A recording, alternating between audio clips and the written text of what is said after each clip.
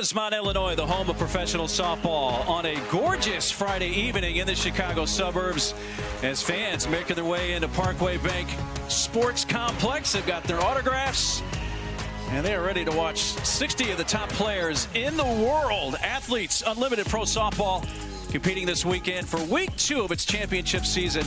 And tonight it is Team Kilfoyl taking on Team Wallace.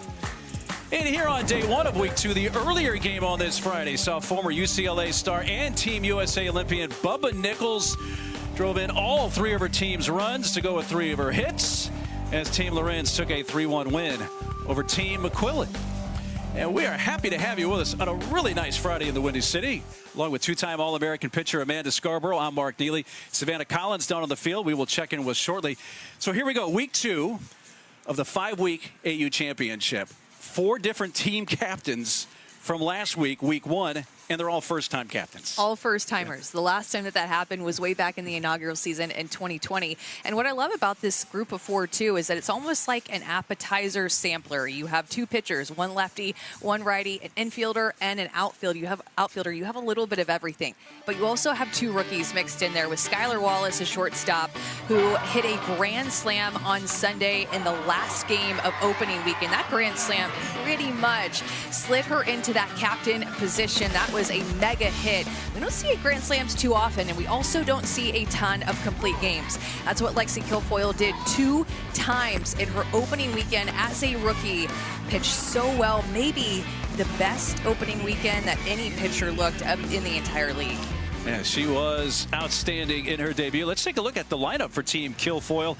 And speaking of rookies that had outstanding debuts last week, Claire Davidson was one of those. And she gets to play with her former coach, Sydney Romero, hitting in the 7th spot. Will be playing shortstop. So one of the cool parts is all these different connections in AU. Claire Davidson and Sydney Romero used to be together at Duke.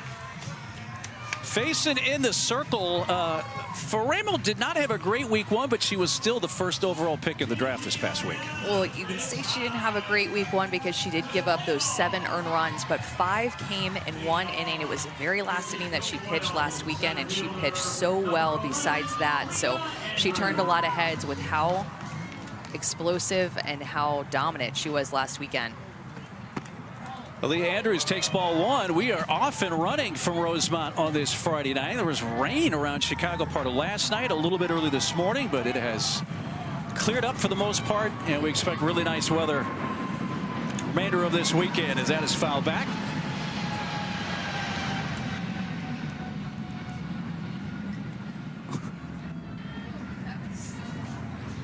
'83 degrees at game time.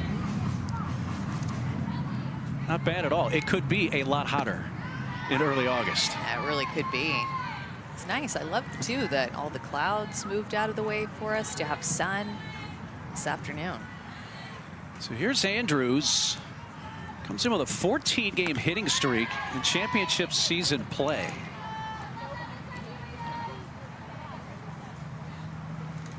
So he gets the leadoff spot. Went 4 for 7 the opening weekend. And in that hit streak that you're talking about, she's hitting close to 500. Had her in the 9-hole last weekend on her team. This weekend, Captain Kilfoyl moving her up to the 1 spot. I have no idea how she made contact on that pitch from Faremo. It was running right in on her. Bit of self-defense is what you call that. It's out towards 3rd, right near the line. It's fired across by Erin Koffel. Andrews, by the way, comes in with a 13-game hitting streak, trying to make it 14. So maybe we will see that at some point. Nonetheless, an impressive streak. But Faremo gets the first out of the game.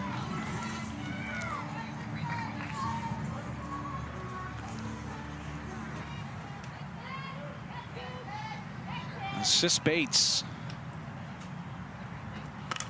swinging at the first pitch down the 3rd base side in foul ground goes Captain Skylar Wallace to make the catch. So they get Bates on 1 pitch on a foul ball out.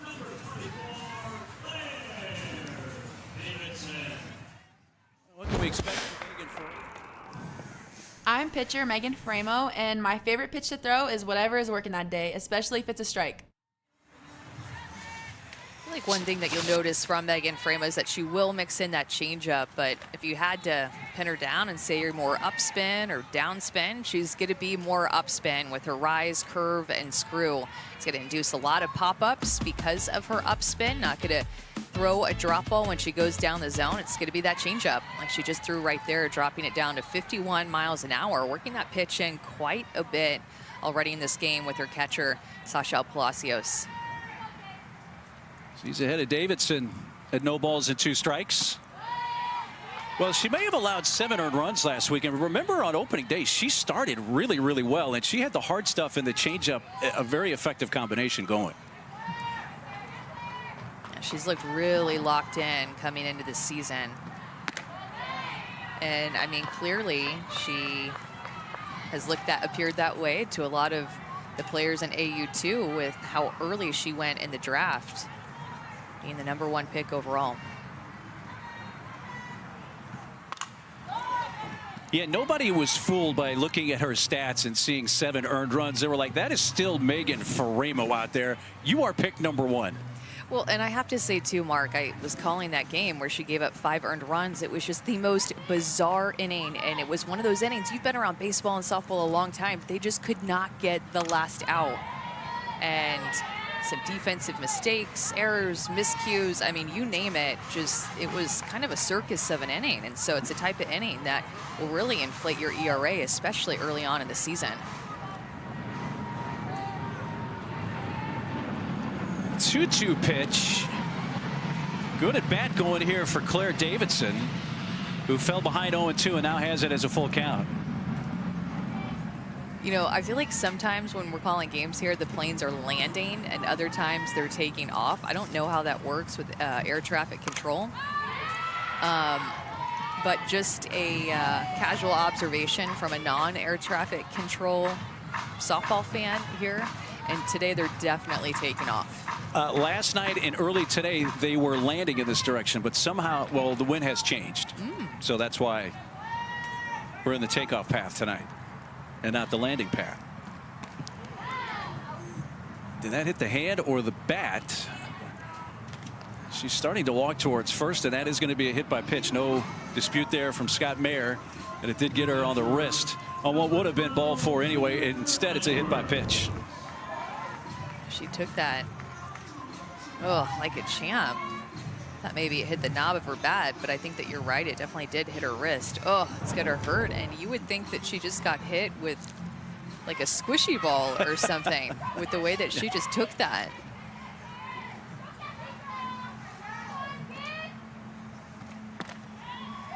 Taylor Edwards taking a first pitch strike from Framo.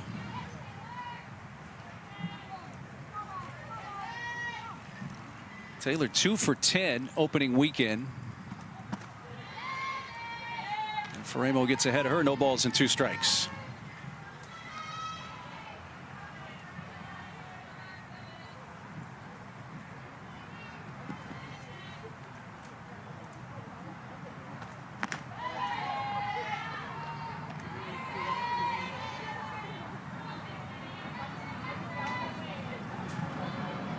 Nineteen pitches so far for Framo.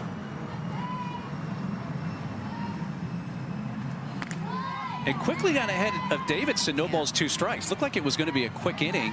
Then winds up hitting her on a 3-2 pitch. By the way, Davidson now has reached base in every game she has played in as a pro. There's the first strikeout for Framo. So Framo gets the strikeout, sets down Team Kilfoyl in the top of the first.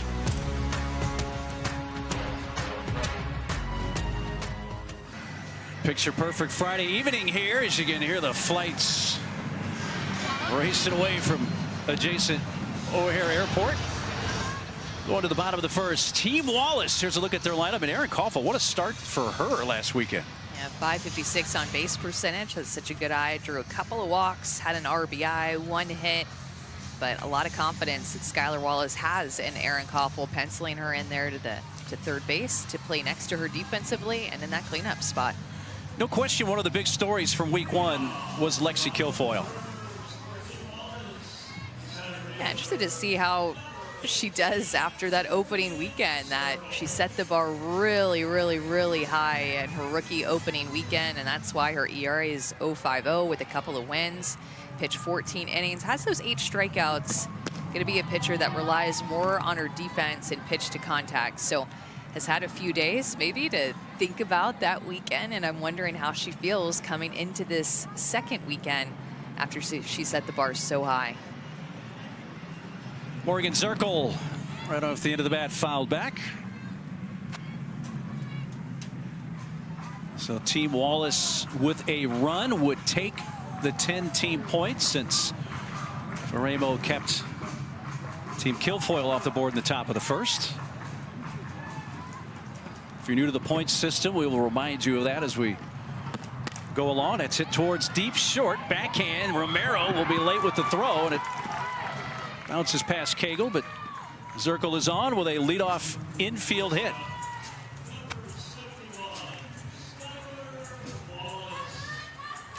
So Kilfoyl, what can we expect from Lexi Kilfoyl? She tells us.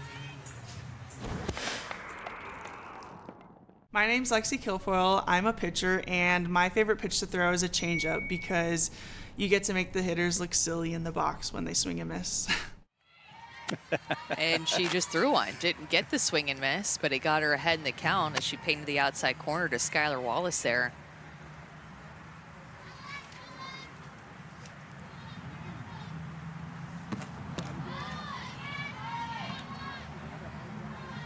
Lexi Kilfoyl, what she was definitely known for, especially this past season in her final year at Oklahoma State, her drop ball was devastating.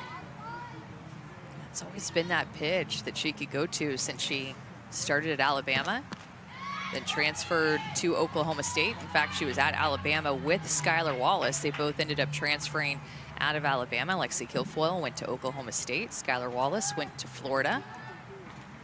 But that drop ball she can throw in any count, at any level.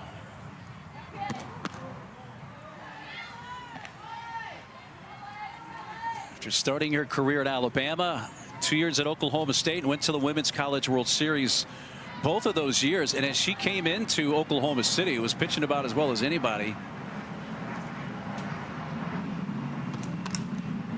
If you looked at her numbers against OU in the regular season, she was dominant. She has a dominating arsenal.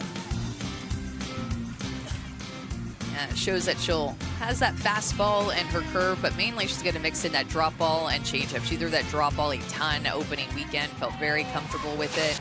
It was called a lot, and it gets a strikeout there of Skylar Wallace. Wow. Skylar Wallace does not strike out a lot. She doesn't swing and miss a lot. She gets Skylar Wallace to chase, which is another thing she doesn't do a lot because she has such a good eye, very good discipline, but gets Skylar Wallace to chase that drop ball away. So 1 on 1 out for Mia Davidson. I also wonder, Mark, you know, how do these rookies come into this weekend being the captains with all eyes on them, calling the shots? And they're new to this league. Everything is new to them, but especially the idea of being a captain. Do they put more pressure on themselves after opening weekend where they played so well and they played so free, but that way that they played earned them a captain spot because they played so well? They put more pressure on themselves in the circle and at the plate. It is certainly a big responsibility, and of course the draft is a big part of that. And I think both Lexi Kilfoyl and Skylar Wallace immediately drafted folks that they knew could help them through the remainder of the draft. The experience of AU Pro Softball.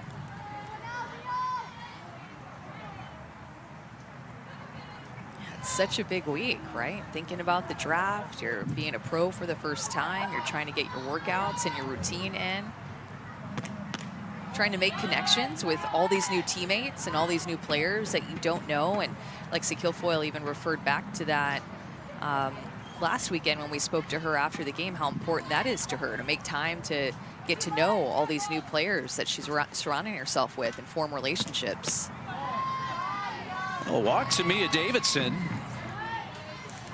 So a couple of base runners now for Team Wallace. Speaking of the point system, our Athletes Unlimited Pro Softball. Again, 60 athletes here, 4 teams of 15 players. This is week 2 of a 5-week, 30-game season. The captains draft new teams after each series. We'll tell you more about the scoring system, and there are team points as well as individual stats and game MVPs. Singles were 10 points, double 20, triple 30, homer 40 as you can follow along. And from a pitching standpoint, every pitcher gets +4 points for each out, but -10 points for each earned run allowed. That ball's hit deep towards left field. It is high. It is going to go foul, though, off the bat of Aaron Kilfoyl. Thought Aaron Kilfoyl was going to make us look good for highlighting her in the lineup. Well, she almost kept this fair. Yeah, it was just foul. Definitely had the distance, obviously had the height, had all the things except staying fair. The exhaust from one of these departing planes may have actually blown it foul. Maybe. That is strike 3 call. Near that outside corner, and it's a big called third strike for Alexi Kilfoyl, who gets her second out of the inning. Both have been on strikeouts. I mean, this feels so good as a pitcher, Mark. When a hitter hits a foul home run off you, there's a lot of oohs and ahs, and then either later that at bat or better yet, the next pitch you strike him out. That feels so good. Kelsey Stewart-Hunter jumping on the first pitch.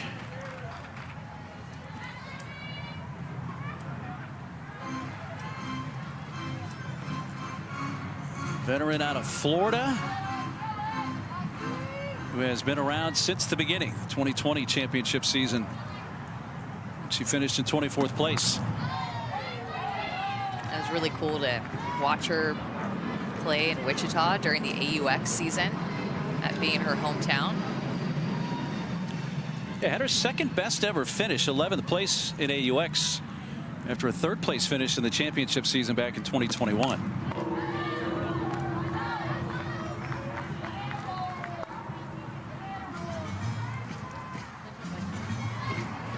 Not only juggling her professional softball career, but along with her husband, 2 sons, Trace and Hutton, with husband Bryce Hunter. Yeah, and when we started that AUX season, she had just had her second child 11 weeks before we started that AUX season. And it was back in her hometown of Wichita, Kansas. Just getting rid of that pitch right there, that changeup. That's where Kelsey Stewart-Hunter could be so good, because she has hands that can do that, where it's not looking like the prettiest of swings, but she can spoil a good pitch, or sometimes gets hits where she just uses those hands and finds a hole. And strike 3 on the inside corner. So 3 strikeouts in the inning for Alexi Kilfoyl, and Team Wallace strands 2 in the first. It'll be a rollover inning.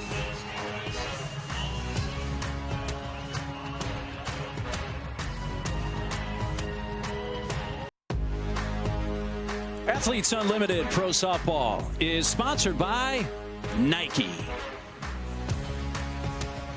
Look at the photos from earlier in the week of the Week 2 draft. There's Skylar Wallace there, and Amanda Lorenz with Emily Carasoni, the team handler. And there's a look at the Series 2 draft dots. 4 first-time AU captains, 2 of them rookies that are in this one. How about the premium on the pitchers? Going to happen every time. The top 4 picks were all pitchers for the 2nd series in a row. Sis Bates was drafted 55th in Series 1, jumped up all the way to 21st. And then the top rookie selected was Charlize Palacios. Her sister Sachelle is catching Megan Framo right now. Lenny Wiz fouls off the first pitch here in the top of the 2nd. Again, neither team scored in the first. So the 10 team points that were there roll over now here into the 2nd. So if one team's able to score more runs than the other here in the 2nd, that'll be 20 team points.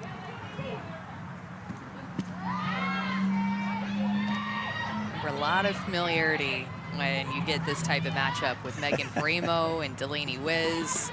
And we get to see this all throughout this season, just knowing how many pitches that Delaney Wiz has seen from Megan Framo in her life. Both at the plate and when she's playing out on defense and at practice, seeing each other a ton. So correct me if I'm wrong here. I remember Delaney Wiz was asked to catch at UCLA and had never done it before. That's right. And did so. And caught Megan Framo a bunch of times for the Bruins. Sends that one right center field. Andrea Filler there to make the catch. Well, the draft was interesting to watch, and Savannah Collins had a first-hand look. Savannah, an interesting start to the week.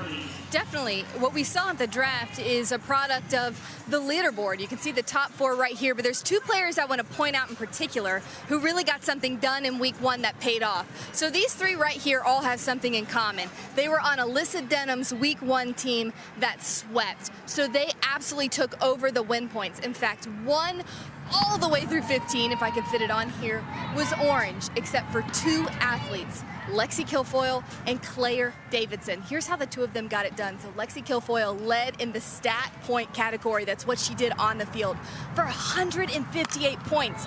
That's going to happen when you throw 2 complete games. You get +4 for every out. She only had 1 earned run given up for -10. And then you had Claire Davidson. I feel like she's floating under the radar a little bit right now. She had 90 stat points, only second to Lexi Kilfoyl, of course. She was 3 for 7. She really got it done slugging-wise, +20 for a double, +40 for her home run last week, and they were on fire, so they're going to rack up those MVP points too. Lexi led in that category too, 120. Claire had 40. But the point I want to make about these 2 is that this orange wave that took over the leaderboard in week 1, this is how good Lexi and Claire were to be able to break in as the only athletes not on that team. And they're together again this week, but now in gold. Yeah, Savannah. And to do it as rookies, playing their first professional softball with Athletes Unlimited. So not to discount what McQuillan, Lorenz, and Wallace all did. They were an important part of Team Denham. But it really was that individual effort from Claire Davidson and Lexi Kilfoyl. Can we just give a shout out to Savannah for her whiteboarding and like a mad scientist AU approach? Plus she has just a great red on red outfit and she's just crushing it today. But great breakdown there to see how those 2 rookies really stood out with their level of play opening weekend. Claire David crushed the ball, and Lexi Kilfoyl just spun the ball and could take her out of the game. Romero gets jammed, but hits it down the left field side. It's going to land foul out of reach to Jalen Alchin.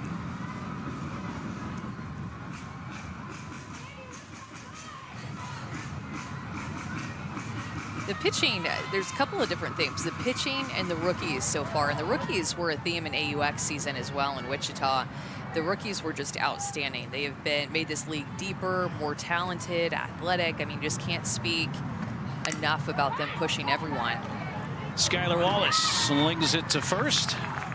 And that's 3 up, 3 down. A quick inning there for Megan Framo, who sets the side down in order.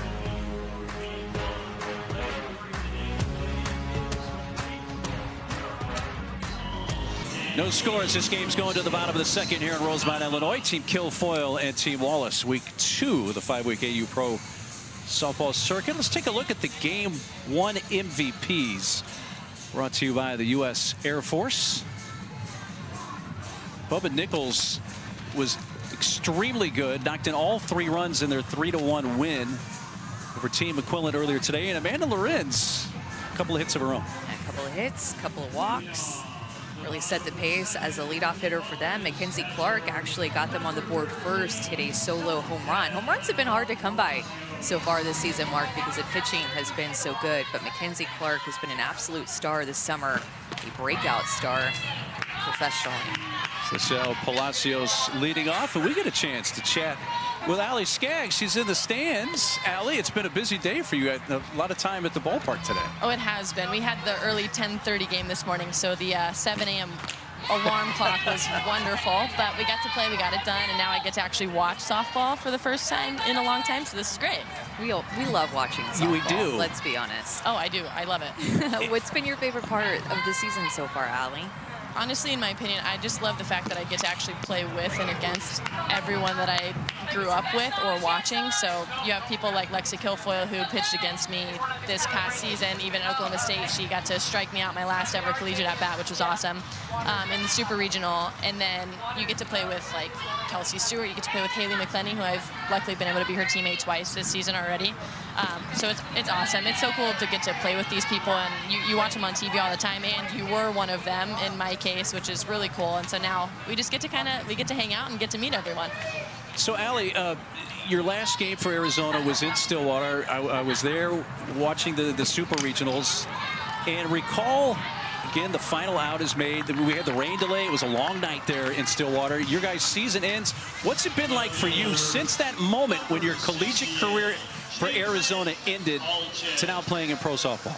Yeah, honestly, this summer's been kind of random in my opinion. I was up in Minnesota with my boyfriend and his family, and I wasn't even supposed to be playing in AU originally, so I signed pretty late. I got a text on one of my bus rides. Our Arizona team got to play in Italy this summer, which was really cool. But that's besides the point. And I got a text from Sam Fisher on probably July 7th or 8th, and she said, hey, we have a spot opening up. Are you interested to play in AU? And I said, are you kidding? Yes, I'd absolutely love to do that. And so I got back from Italy on the 14th and then drove here the 15th and then had our opening first day on the 16th. So it was a very quick turnaround, but I'm super honored to be here. So, Allie, technically the strikeout of Kilfoyl striking you out wasn't the last thing you did for Arizona. You got to go to Italy and play more softball with your college teammates, though it wasn't the collegiate season.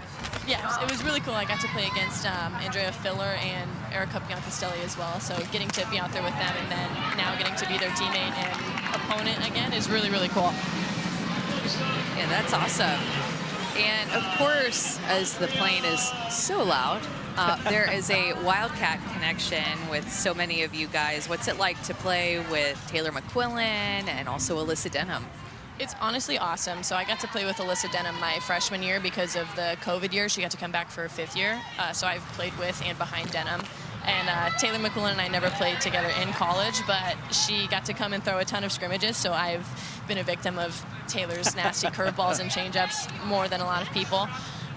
But yeah, playing behind her is so fun. She's awesome. She's a competitor. I've seen a ton of at-bats off of her in my life, and just her competitive nature is awesome. It's something that I feel like all Wildcats have, in my opinion. So no, it's really cool. Hey, that was a quick inning. We'll bring you back in a little bit, and thanks so much for this time, Allie. Thank you. Allie Skaggs, our start in the stands. We're scoreless at the end of 2.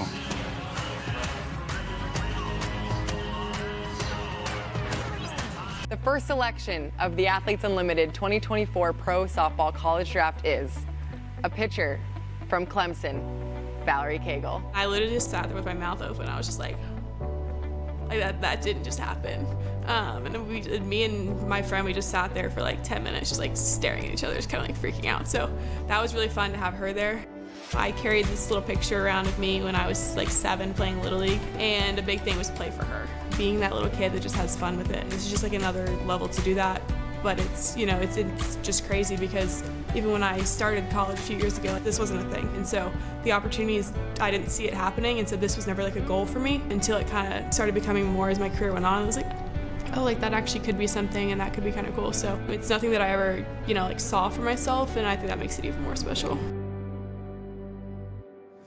Yeah, Valerie Cagle, a two-way player at Clemson. As you look at the college part of the draft for AU Pro Softball, she was certainly one of the great players over a number of years for a burgeoning program, Clemson, who had just started their program.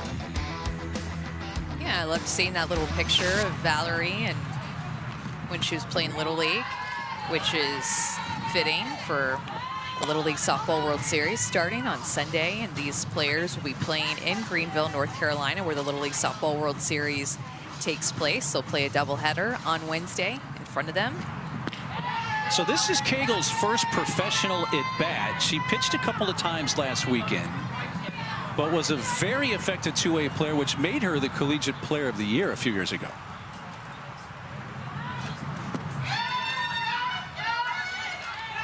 And a strikeout there for Faremo. Well, our Sunday night baseball matchup is the series finale The I-55 rivalry not far from here at Wrigley Field. Cubs host the Cardinals, 7 Eastern, 4 Pacific on ESPN, ESPN Deportes, and ESPN Radio. Coverage begins at 6 Eastern, 3 Pacific with baseball tonight, Sunday night countdown. And ESPN2 will have another StatCast edition presented by Google Cloud. Cubs won again today. So they have taken the first 2 games of that 4-game series that caps off on Sunday Night Baseball.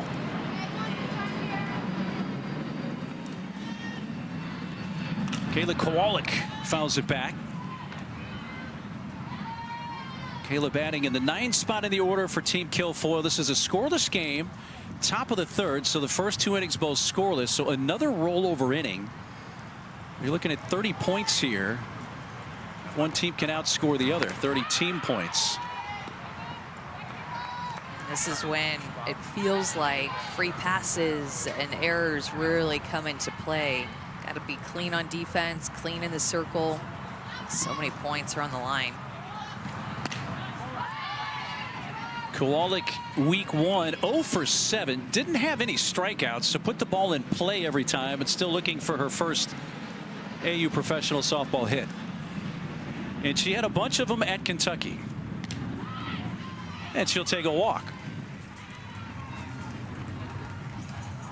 So the first walk handed out by Megan Faremo is going to turn the lineup over for Team Kilfoyl. Yeah, so it's interesting this game. The only people that have walked been a hit by pitch and a walk first time through against Faremo, and then against Kilfoyl, an infield hit and a walk. So those that have reached have mainly reached via free passes. Let me add to my comments. This is her first championship season. She did play AUX this summer at 29 at-bats there. So she certainly had some hits, 810 leaderboard points in her AU debut at AUX. Yeah, but she didn't get to do it with planes flying, taking off over the field. So that was a little bit different. You need to add a little asterisk when you're here in Rosemont. It's a bit of a distraction when you're hitting. Kowalik, by the way, is the all-time leader in hits at Kentucky, 353 of them. Also the school's all-time leader in triples, runs, total bases. In between her and Erin Koffel, who's playing third base right now, and Abby Cheek, those are the offensive players as of recently that come to mind, setting all the records in the Kentucky record books. Softly hit. She's got great speed. A high throw. Wallace, knowing of that speed for Andrews, airmails it, and that's going to be an extra base for everybody. And now Team Kilfoyl will have runners at 2nd and 3rd with only 1 out. You have to be so quick, too, with Aaliyah Andrews in the box, and I think Skylar would have had a chance to get her with a good throw, but that throw just sails on her, and now you have 2 runners in scoring position. And we literally were just talking about how in an inning worth 30 points, free passes and errors, it could be what it comes down to. And this inning has had both. They have Sis Bates, who, speaking of all-time hits leaders at their university, the all-time hits leader at Washington. She had 320. And a chance here to put her team, Team Kilfoyl, on the board. So it was a single and an error for Andrews, with her speed giving her the benefit of the doubt on the play at first base. So a base hit. So that does give her a 14-game hitting streak in AU championship play. Bates tonight is grounded to short.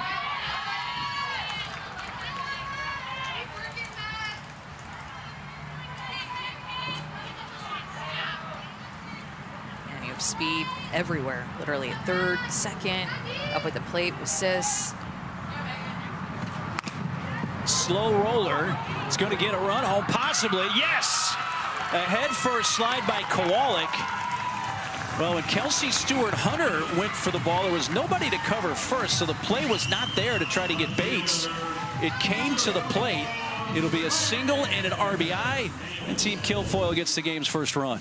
Well, and Kayla Kowalik at 3rd didn't get the best jump. She hesitated just a little bit, but ends up going all the way to Sydney McKinney, and Kowalik is so quick she can make up for that late break easily. St. McKinney tries to make that play at home, but just a slow developing play. Ground ball to second base is going to score a run almost every time with less than 2 outs and a runner at third base, especially when you have speed. So a single or 10 points for Bates and an RBI. And that 1-out walk to Kowalik got it started. Faremo now has to deal with Claire Davidson, who worked it to a 3-2 count in her first plate appearance, and then Faremo hit her with the 3-2 pitch.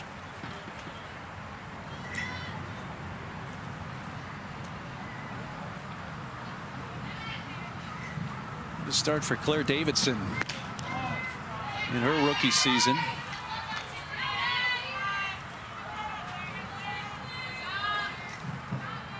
And an opposite field home run in Game 2 on opening day last week.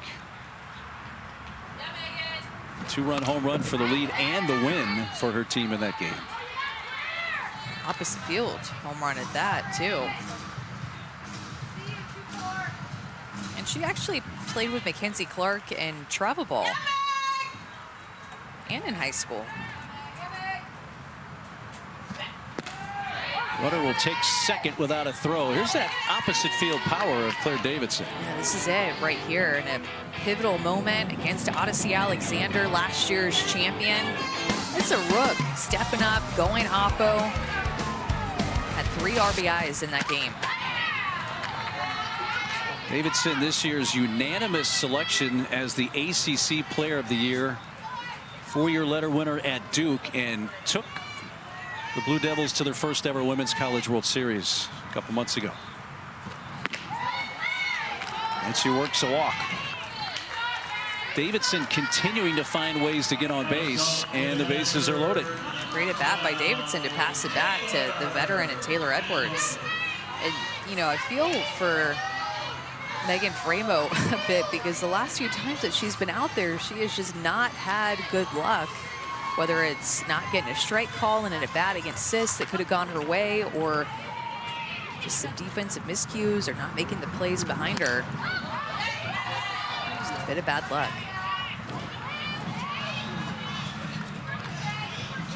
That walk to Davidson now makes that run scored by Kowalik an earned run. Remember the throwing error on Wallace in the inning, a part of this, but that goes by the board. So that's a -10 right now for Faremo, with more waiting out there if she can try to get out of this 1-out jam. Yeah, it seemed like since the first inning too, and I think that you pointed this out as well, that when she's gotten ahead, her next pitches are just too big of misses, not as competitive pitches. A look by Erin Koffel, but it's going to be back in the seats. So then she has such big misses that it either is a ball, and now she's had a couple of walks in this inning. Yeah, getting to 0-2 has not been the problem for her tonight. It's been the put-away pitch. She did get a strikeout of Edwards to end the first. Has her at 1-2 here. Towards third, and a leaping grab by Koffel. Gives a look to second base. Yeah, T. Wallace needed that out right there. A bit of bad luck to now a bit of good fortune for Megan Framo. Look at where Koffel is playing, just beyond the third base bag, a little bit off the line. She was positioned perfectly to be able to get that important second out. And now this inning starts to look a little bit differently, only giving up 1 run, and now you have 2 outs. Feels differently on defense. And now back to her old UCLA teammate, Delaney Wiz.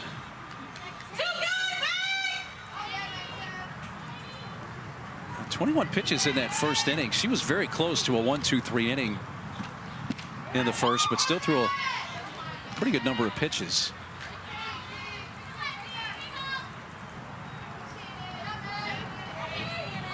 Delaney Wiz flied to right in the second. Bases loaded here with 2 outs.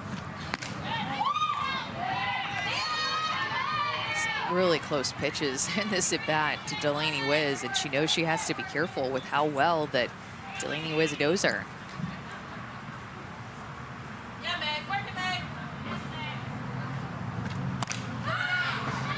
On the infield, and Skylar Wallace.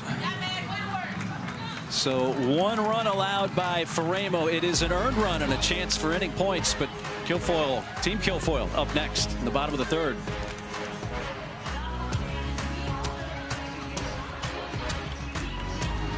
Team Kilfoyl got a run to the top half, so big inning here for Team Wallace. 1-0 Team Kilfoyl. The 9-1-2 hitters will come up against Lexi Kilfoyl. Taylor Edwards. I have the mic for us. You look at her bio blast, went to Nebraska, a lot of career records there with the Huskers. Twin sister Tatum. AUX and championship seasons as well. We say hey to Taylor. How are you, ma'am? I am great. How are you guys up there? We are good. Not a bad night weather-wise. I know, it's beautiful out here. Could use a little bit of a breeze, but it's great. Here we go, D, work. Sydney McKinney leading off. Hey, being a twin, one of you has to be a few minutes older than the other. Which one is a little bit older? It is Tatum, 1 minute and 10 seconds.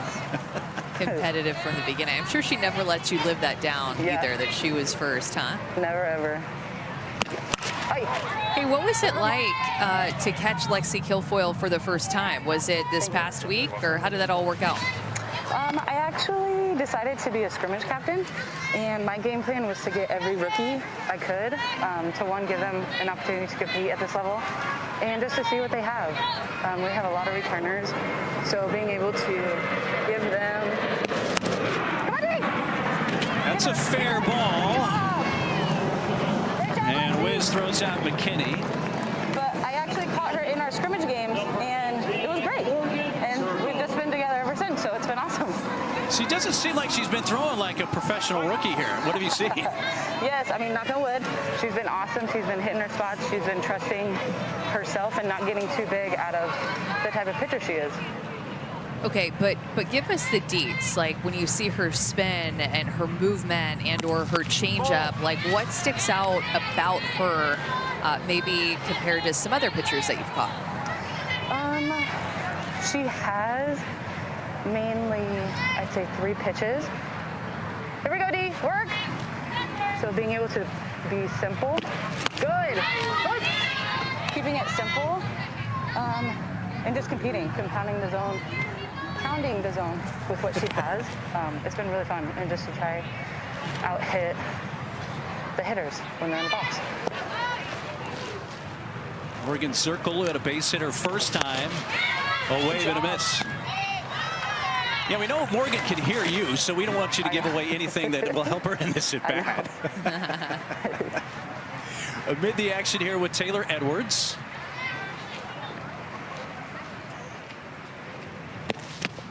And there is a strikeout, 2 down. Good job. Good job, Lexi. Way to go get it, man. Hey, we mentioned your twin sister, Tatum. She was the pitcher. You were the catcher. There was a time when you guys were younger where she had some issues. She kind of had the yips. How did you get her through it, and how did that help develop your game as a catcher? It helped me. 1 second. Good. It helped me, one, honestly, be a better blocker and picker, not be scared of the ball. I mean, I honestly still am, but being able to throw my body in front of it and protect the umpire behind me, that would be number 1. Ooh, it's to you. Good play. And she had all the pitches in the book, and then all she had was a changeup. So being able to compete with the hitter, use whatever that day was working.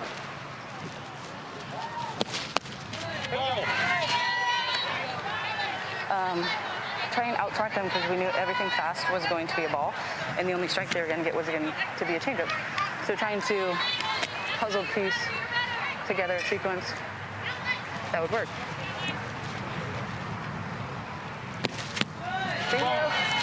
And hey, Taylor, I've always noticed this about you and never asked you about it. When you're getting ready to receive the pitch, you kind of point over the first base dugout. When did that start, and why do you do it? I do it to protect their face, if I'm being completely honest with you. A little bit elevated.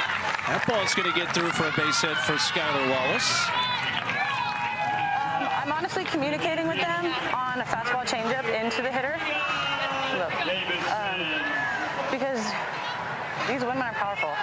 So if I can give my defense a little bit of heads up and hopefully get them on their toes and bouncing back and forth, I love to do that. Here we go. Ian Davidson, the hitter here with 2 outs and a runner on. And you have rollover points, 30 rollover points on the line here after Team Kilfoyl scored in the top of the inning on a Sis Bates RBI hit.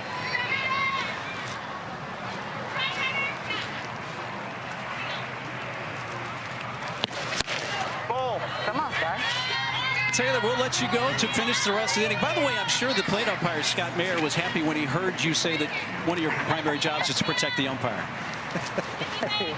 He better.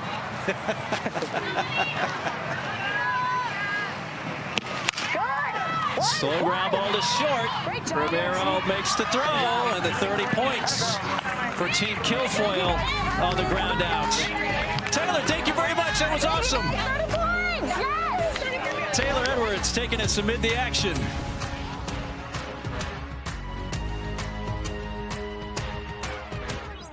As we head now to the top of the 4th inning. And speaking of leaderboard, Amanda Lorenz did play earlier today. And Kilfoyl still playing right now, your top 2. And McQuillan also played earlier today. Yeah, Lorenz's team won that game. And look at how Lexi Kilfoyl already in that number 2 spot. And we still have the rest of this game to finish. So she has quite a few more points that she could bring into her score. And that 30 points she got when she went from 510 to 540 and went ahead of Taylor McQuillan.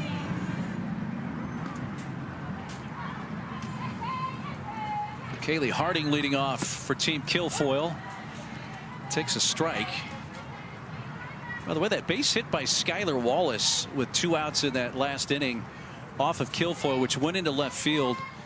It's the first ball to leave the infield against Kilfoyl in the game. And it was the first hit to the outfield for either team. So the pitching, even though Faremo has allowed a run, you know, she's had some weird stretches where some unusual things have happened, but she's pitched really well in addition. I mean, the pitchers have been so good already this season as Faremo gets her 4th strikeout, and that's on a curveball right at the knees on the corners. But the pitchers have been so good that there have been long stretches in almost every game. But I feel like we're in the 4th or 5th inning, we're like, man, the ball hasn't even been hit to the outfield yet. That's how sharp that they've been, and getting strikeouts, creating a lot of missed contact, and it's just really hard to barrel them up. Sydney Romero grounded out to shortstop her first time up. She's now 2 for 10 on the young season. Was number 20 after week 1. You see the leaderboard. These are 22 at the moment. She was a team captain for the purple team last week. This time she grounds out to this week's purple team captain, Skylar Wallace. Well, tomorrow we will have the Pro Football Hall of Fame enshrinement ceremony for you on ESPN, as well as the ESPN app. Class of 24 includes Dwight Freeney, Randy Gradishaw, Devin Hester, Andre Johnson, Steve McMichael, Julius Peppers, and Patrick Willis. Always a fun and emotional afternoon. Coverage begins at noon Eastern, 9 a.m. Pacific on ESPN and the ESPN app, with the Hall of Fame game yesterday only making it through part of the 3rd quarter before the rain in Akron. A number of the gentlemen I just mentioned were on the air with the Buck Aikman crew and Laura Rutledge. That's right. Yeah, it was fun to watch that game last night, knowing that football season, the real season, is just around the corner. Crazy. Bears fans here are excited. And so are Texans fans here in the booth. The Bears fans are hoping they have the next C.J. Stroud.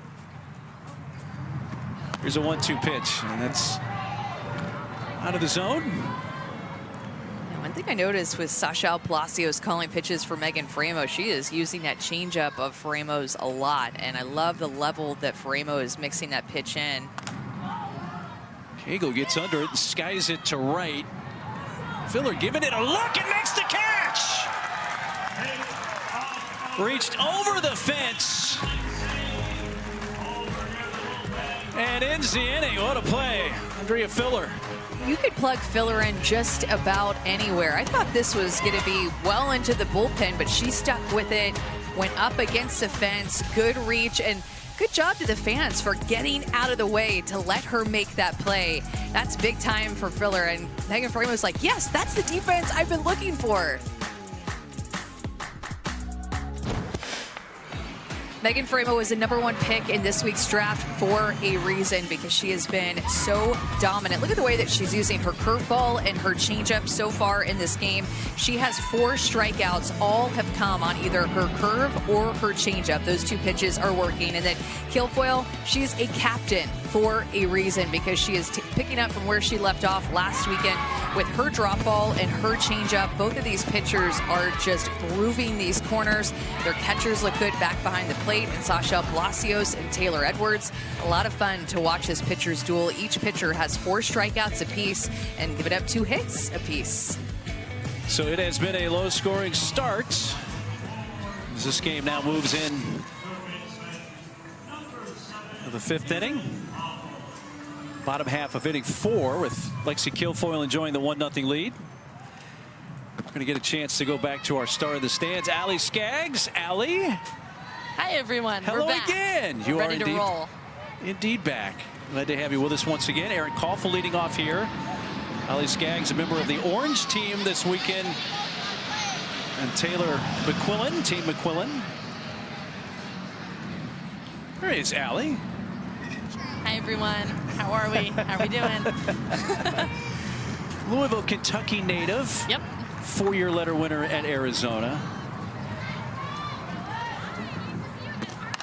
Kilfoyl sends one to left field. Claire Davidson is there. I remember you telling a story. I heard this one when we spoke at the Super Regional in Stillwater. I think it was 2022. You had a great offensive year. You were not happy with your defense. You said, I'm going to come back. I'm going to be a better defensive player. You wound up being the Pac-12 Defensive Player of the Year the following year and won a Rawlings Gold Glove. What brought about that in you after being such a great player in 2022 to say, you know what, I got to add to my game? Yeah, honestly, in my opinion, I feel like I was always an offensive kid growing up. It was always going to hitting lessons, hitting extra, going in the cages and swinging the bat. And so after my sophomore year, I hit quite a few bombs, but I made 13 errors, I believe, and that was not okay in my opinion. So I felt pretty good with my hitting at the time, and so I was like, all right, we're going to up our game, and we need to be able to be elite in all aspects of it, not just elite in one. So I really kind of took control of my defense. So it was a plan of, hey, we're going to start trusting our glove a little bit more and really getting to work with our assistant coach, Lauren Lappin. She was great with defense and with me my entire career at the U of A, well, my last 3 years. So I think it's just fine-tuning different things and becoming better in all aspects of the game. That's one piece of advice that I have for players still right now is, okay, if you get really good at one thing, there's still so much that you can get better at. So defense was one thing that for sure that I wanted to make sure that I could become, like I said, elite in it too. And that leads to my follow-up, which would be, had you not done that, do you think you would be playing pro softball right now? I think potentially. I mean, I think so. I always had the make the routine play type of play on defense, especially my bat. I love swinging at everything, so I was like, all right, if I can just continue that and continue to swing, I knew I could up my game as long as I'm around that type of pitching all the time too. And defensively, I think I would have made every routine play, but now it's just about making the spectacular play when it's needed and being able to move a little bit better and have a little bit more agility, get to different balls, have better range. I think that's what separates the good players from the great, is the players that can make those great plays when it's needed. Allie, you're around a lot of young players right now, and they come and watch you play. They're always in the stands watching this game right now.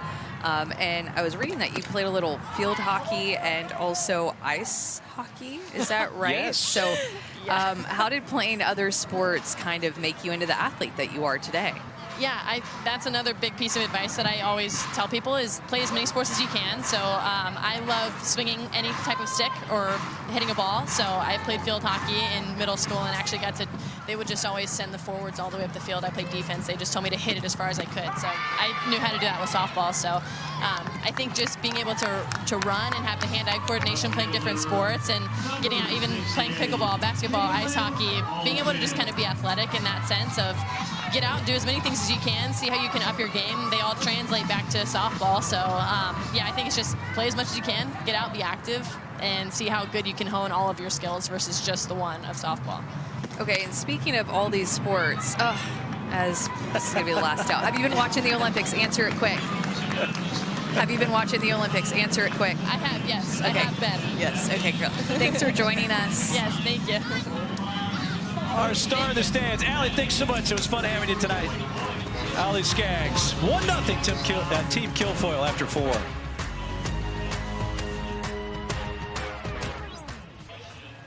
Nobody scored in the 4th, so we have a rollover inning as we go to the 5th. Team Wallace, I should say Team Kilfoyl, got all 30 points when they scored in the 3rd inning. As we head to the 5th, you can catch Athletes Unlimited Pro Lacrosse tomorrow at 3 Eastern on ESPN2. As Team North challenges Team Marino. Then at 5:30 Eastern, Team Kennedy faces Team Opuzzo on ESPNU. Taylor Moreno, a goalie, back-to-back reigning champion, currently 2nd on the leaderboard. Sam Opuzzo, an attacker runner-up the last 2 seasons to Moreno.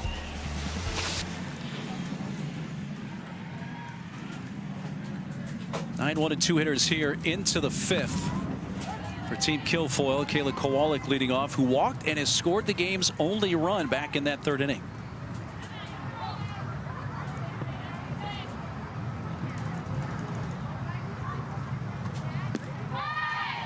There's that changeup that Megan Framo has been locating so well. That's what I like about the way that she's thrown that pitch, is that she's thrown it at the knees or at that level where it starts at the knees and then dives down to the feet.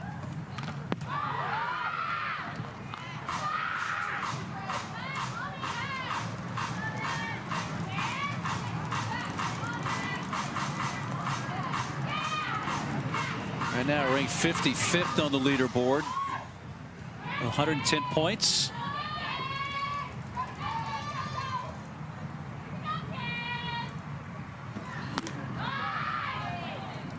Kowalik was the SEC batting champion back in 2021. Hit .495 that year for Kentucky. See Team Kilfoyl in that production from the top of the order, but really it's kind of been hit and miss all around. It's just been a timing thing here, and Kowalik able to get on with a 1-out walk in the 3rd and scored on an infield hit.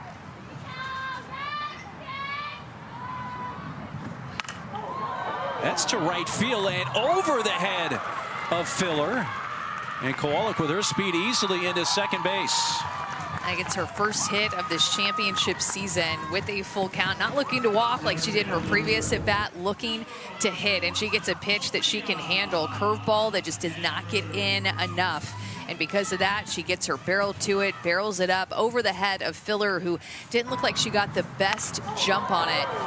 Just carried over her head. She kind of went in a little sideways toward that right center field gap, but it's a double for Kayla Kowalik to start out this inning. An exit velocity of just under 74 miles per hour. I think that ball maybe was hit a little harder than Filler thought out in there in right field. Just kept traveling.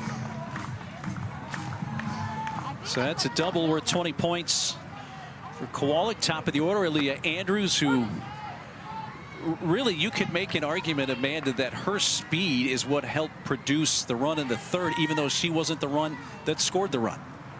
Her speed is always a factor when she's at the plate and on the base pass. I think got Palacios, unfortunately, off the bat.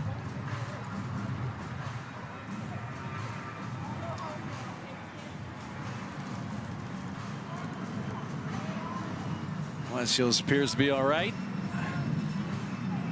So Shell made a big jump up the draft board this week.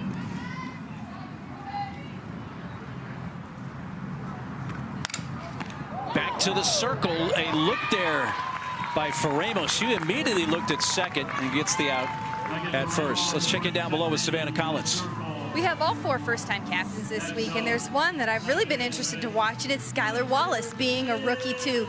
Talking to her facilitator, Bailey Lang, she said, man, did she come into that draft room and these practices and know exactly what she wants. She had a really fresh perspective too, because she hasn't played against a lot of these athletes. She doesn't know them quite as well. She only has week 1 to go off of. Some things that were top of mind for her: who do I not want to play defense against? And when she was working on defense at practice, things got really interesting. So in 5 years of AU, most practices kind of look the same. You know, they come out, they do infield, outfield defense, take some BP, and then wrap it up and go home. Not for Captain Wallace. She switched things up. They did things like 21 outs. She had the players hit live BP to the outfielders, because there's a lot of outfielders playing positions for the first time, like Andrea Filler, who we saw make that great catch a couple innings ago. So she is doing things her way, and she has been confident in it from the get-go. Here she is, tag, and got an out of Kowalik. Speaking of great defense, heads-up play, she noticed out of the corner of her eye that here was Kowalik, and let me take the out right here in front of me. And Kayla Kowalik ran right into this out. She thought she was going to be able to run in front of Skylar Wallace, but misjudged the speed of that play, and then she was right there for Skylar Wallace to just easily tag out. But it does not surprise me at all how Savannah just described Skylar Wallace being a captain, because she is a player who knows what she wants. She's very analytical. She's very detailed. That's why I think she and Tim Walton got along so well at Florida. They're both kind of cut from the same cloth when it comes to stuff like that, and then also know how to run a practice, wanting to use that practice time to get better and get her team prepared and just put her own spin on things. Like she talked about, she wanted to be her own style of player, not necessarily model her game after anybody else, but play her game like Skylar Wallace, captain like Skylar Wallace. You know, back to what Savannah was mentioning, that defense played a part in the draft. You immediately think pitching, offense, but defense has its place, and it obviously was there for Skylar Wallace to think about during the draft. That's a foul ball. Again, coming from that defensive-minded Tim Walton, too, at Florida, who that Florida team always has a top 10, top 5, even fielding percentage year in and year out. And that's an area, too, that she grew a lot at whenever she was at Florida, is her defensive footwork and her range. So Claire Davidson, who doesn't have an official at bat yet tonight, hit by pitch in the first, walked in the third. That pitch she just saw from Faremo was the 20th pitch she's seen from Faremo. So Faremo's thrown 89 pitches. This will be 90. And that one is hit off Faremo and into center field. Taking the turn, going to third is Bates, and runners are at the corners. Davidson has seen a lot of pitches from Faremo, and I think it paid off right there, Amanda. Yeah, me too. A lot of pitches, and just is right on time with his shot right back up in the middle of the field. And scary moment there, but Faremo does get her glove on it and slows it down to Morgan Circle, which I'm thinking, I wonder if she wouldn't have slowed it down, which again, you're just reacting, you're just throwing your glove up. But if that would have just gotten a shot right up the middle of the field, would Sis Bates have been able to go first to third? Still probably with her speed, but it's food for thought. Regina Corrick up in the bullpen. And actually, it's Sarah Willis who's coming into the game. So Corrick, Willis, and Caleb Beaver are the 3 pitchers available in the pen, and they're going to go to Sarah Willis first. So a pitching change here for Team Wallace in the top of the 5th.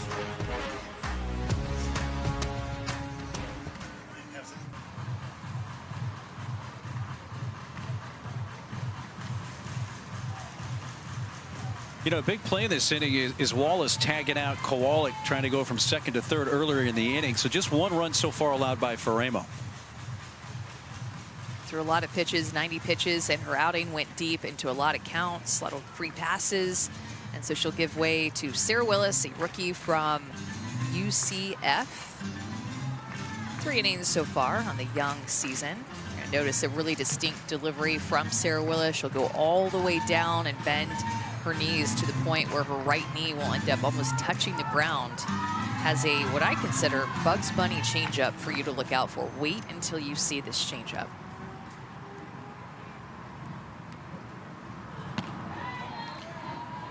Taylor Edwards heading with runners at the corners. 2 outs. Taylor so far has struck out and lined to third. Great to chat with her earlier in the game. Our mid-action feature. It's a little bit more challenging to interview a catcher when they're actually playing the game. So hard. Talk about multitasking at its finest. I thought she handled it like a true pro. If you can be a pro at multitasking, being on a mic and catching professional pitchers at the same time, but Taylor Edwards didn't. You have made a living at multitasking for a lot of years, so I know it can be done. I don't know if I could do what she did. Edwards takes inside. They're asking if she went around, but she did not on the appeal down to third. Interesting to hear, she told us that twin sister Tatum is 70 seconds older than she is. The ball's hit towards right center field. On the run filler, and that's going to bounce up against the fence. It may bring in 2. Here comes the second run for the plate, and in with a slide is Claire Davidson and Taylor Edwards. A 2-run double, her first RBIs of this championship season, and it's 3-0 Team Kilfoyl.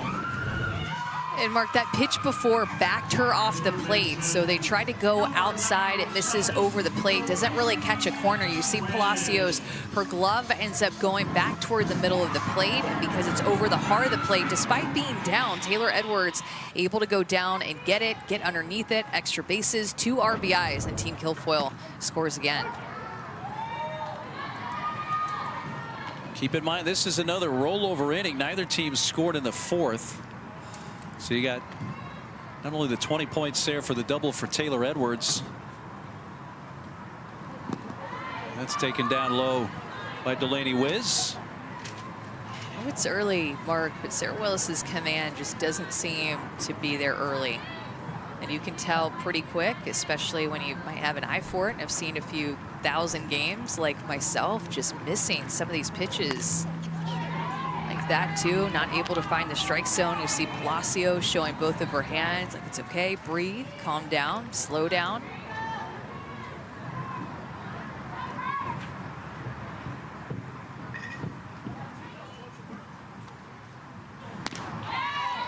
Those 2 runs that scored on the Taylor Edwards double, both charged to Faremo. That closes the book on her night. 3 runs allowed.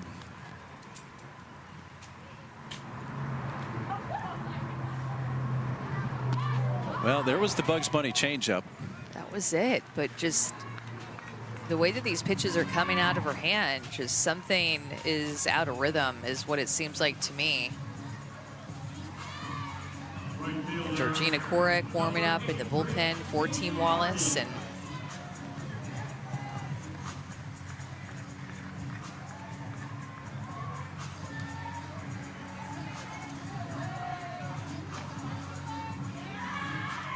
going to bring in a runner for Edwards, Bailey Klingler.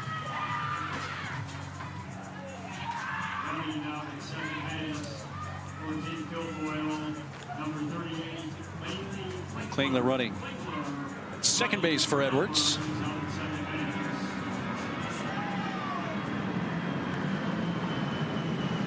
Kaylee Harding at the plate.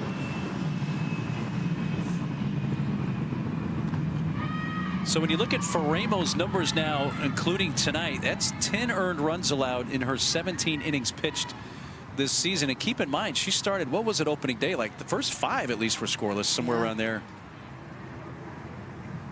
Had 22 earned runs allowed at 53 in 2/3 innings, just under 54 innings pitched last year.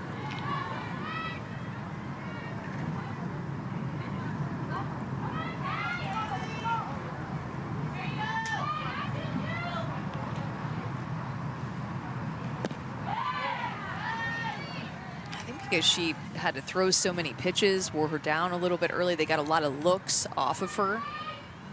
And just goes back to some of those big misses that caused her to throw a lot of pitches early in this game. And 2 strike counts, couldn't get that put away pitch as often as she'd like. Still threw well too, right? But when you don't have any runs on the board and you're getting late in the game, you've given up 3. Well, now it's 3 runs, but when she had come out, it was just 1 run. But you got to keep it a close game. That's why I think they pulled her so soon too, is taking the score into consideration, not necessarily only taking into consideration the way that she had pitched.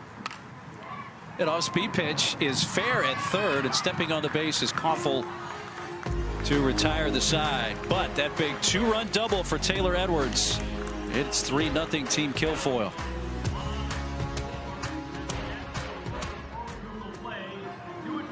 Well, a chance for Team Kilfoyl. They can keep Team Wallace off the board here in the bottom of the 5th to pick up 20 more team points as we go to the bottom of the 5th inning here in Rosemont, Illinois. Athletes Unlimited continues tomorrow, 5 Eastern here on ESPN2, as Team Wallace will face Team McQuillan, and then at 7:30 Eastern on ESPNU, it's Team Lorenz taking on this Team Kilfoyl. Lexi Kilfoyl, she's pitching about as well as you can to start a professional career. Just looked really loose and relaxed and confident since her first inning.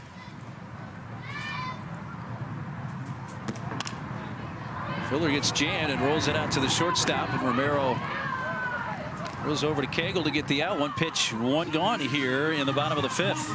And Sydney Romero was a captain last weekend and drafted Kilfoyl first overall, and that was with Kilfoyl being a rookie, and you could tell that Sydney Romero opening weekend was on to something. Look at how many strikes too that Lexi Kilfoyl is pumping in there, only thrown 19 balls compared to 42 strikes. But Sydney Romero, now her teammate again for back-to-back weekends. But Sid knew from hitting off of her in scrimmages in opening weekend that Lexi Kilfoyl was something special. Even said that out of any pitcher that she's ever faced, she's one of the best professionally that she's ever had a chance to face already. That's what stuck out to Sydney Romero. High praise.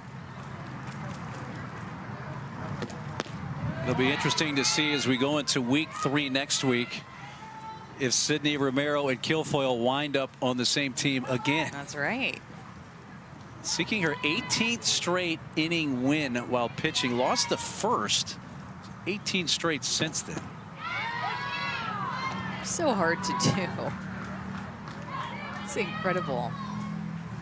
You'll notice too that when Kilfoyl is pitching, I feel like some of her pitches have this late break on it, Mark, that's unusual. Even when she tries to go into left-handed hitters with her drop balls, sometimes that drop ball will almost start in and then break back more over the middle of the plate. So it kind of has this screwball action.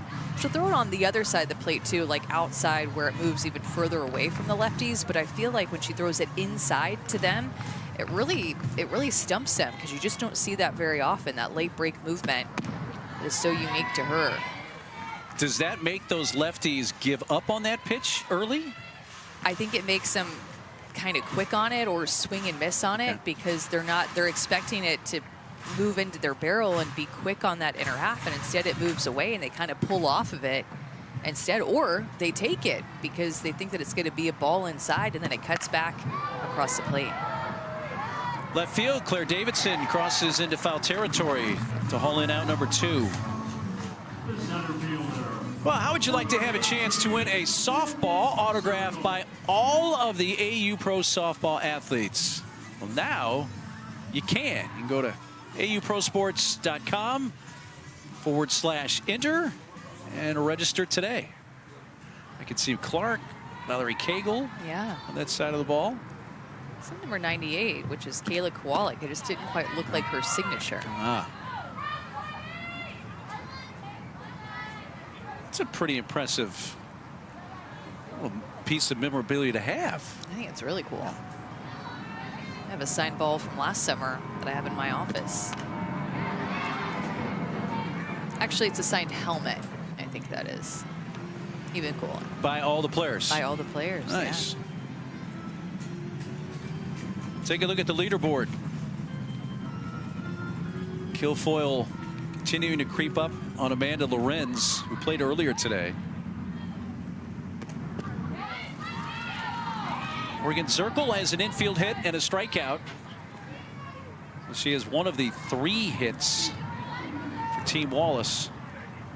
And they have all been singles off Lexi Kilfoyl.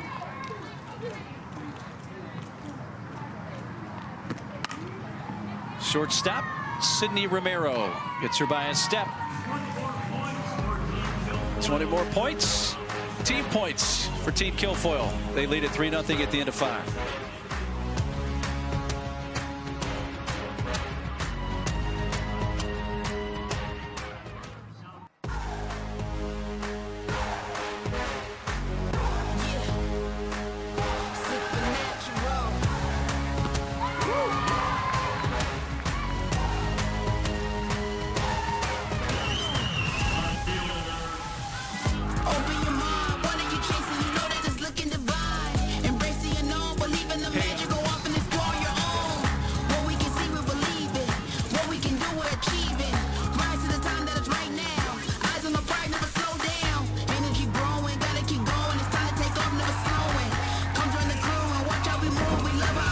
Week 2 of Athletes Unlimited Championship season. Team Kilfoyl has all 50 of the team points thanks to that run in the 3rd, 2 more in the 5th, and they bat here in the top of the 6th with a 3-0 lead. And Sydney Romero leading off against Sarah Willis. Glad you could join us on a gorgeous Friday night here in the Chicago suburb Rosemont, Illinois, from Parkway Bank Sports Complex, along with 2-time All-American pitcher Amanda Scarborough and Savannah Collins down on the field. I'm Mark Neely. See if Sarah Willis can come out and throw with a little bit more command than in that first inning whenever she entered in relief in the 5th.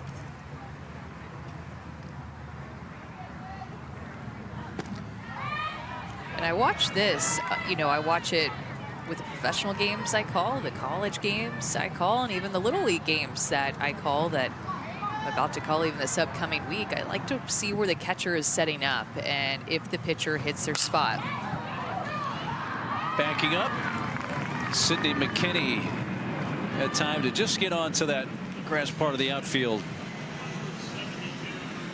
Well, don't miss year 2 of the AU Pro Games at the Little League Softball World Series, presented by Dick's in Greenville, North Carolina, August 7th at 5 and 7:30 Eastern on ESPN2. Don't miss this inspirational event with today's stars competing in front of the Little League softball athletes and fans. Amanda, you'll get to see that in person again. Yeah, so go there tomorrow. Actually, games start up. The Little League softball games start up on Sunday on ESPN Networks, and then the pro games, the doubleheader at East Carolina University, will be on Wednesday. And, you know, you don't just have teams from the United States, Mark. That's what makes Little League so cool, is that you have a lot of international teams, too. So from Canada, Italy, Mexico, and the Philippines. To watch these players live in person. Chopped out to shortstop, Skylar Wallace. Just in time to get Cagle at first base.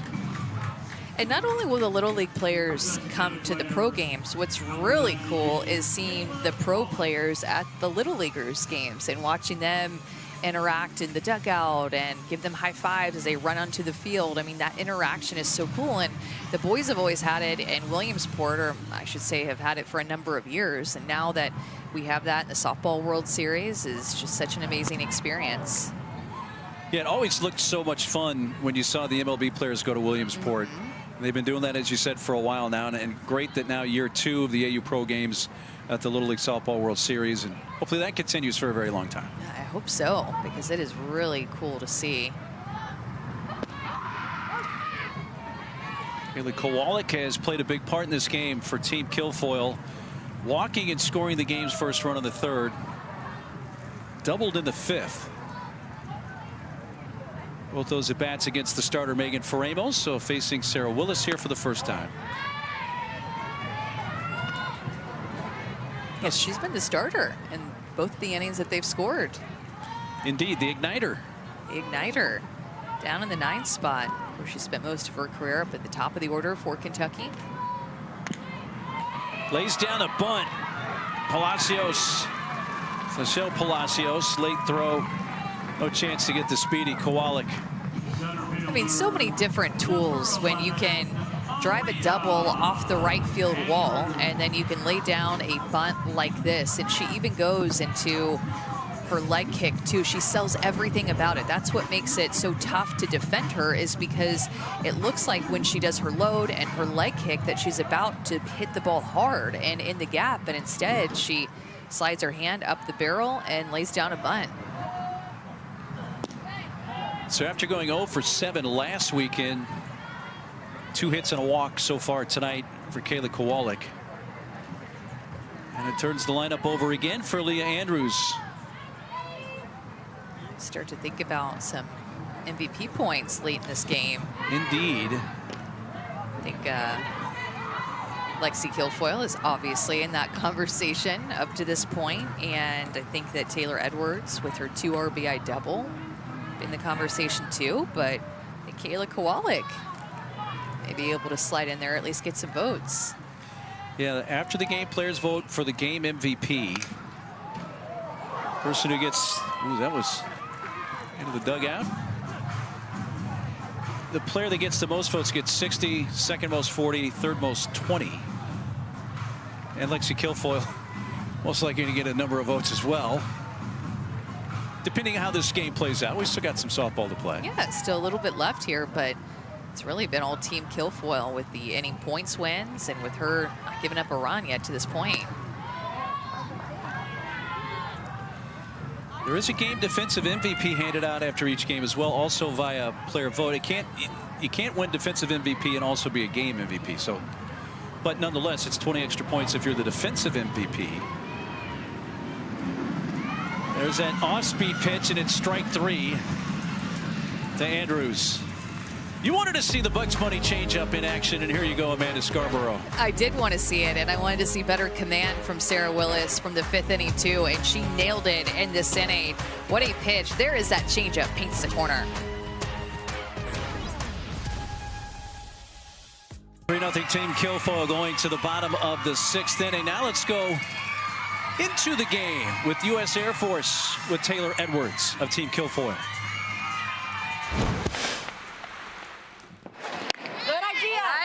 Be quiet, not you, my body. Yeah! Oh my God, I'm swinging at it out there. Oh. Chill out, chill out. Yay! Drama, sorry.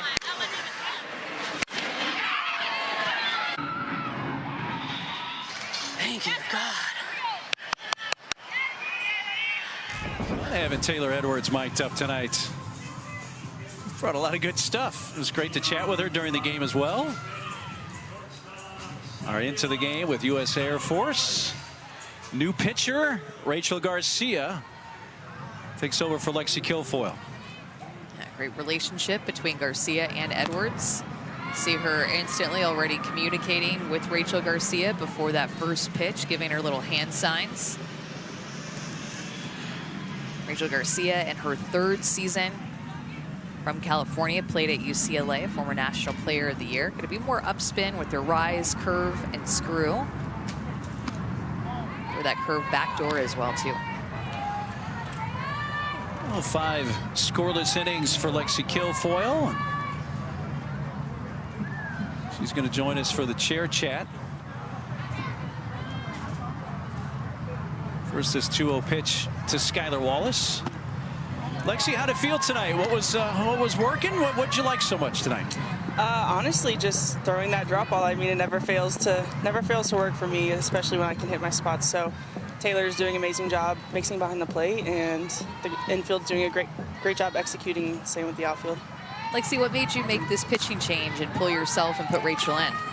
Yeah, I think Rachel can hold it steady, and I think we're really good opposites of one another. So I think she's just going to come in here, get us 6 outs, and get us out of here. So I was feeling good about the change and just trying to keep my arm fresh. Yeah. With your first weekend as a captain, how are you doing things? Nice swing there by Skylar Wallace for the out, but how How are you doing things like making the pitching changes and making the lineup? Are you relying more on yourself? Or are you relying more on your facilitator and Caroline Hardy? How are you having that all play out? Honestly, a little bit of everything. Caroline's been a great help. I've never had to make a lineup ever in my life, so she's been amazing help with that and just putting my trust in her. And I think I have a little bit of feedback here and there, so I'll let her know what I'm thinking, and she's always on the same page as me. So we've been working really good together. Caroline Jacobson, by the way, is going to pinch hit here for Mia Davidson for Team Wallace.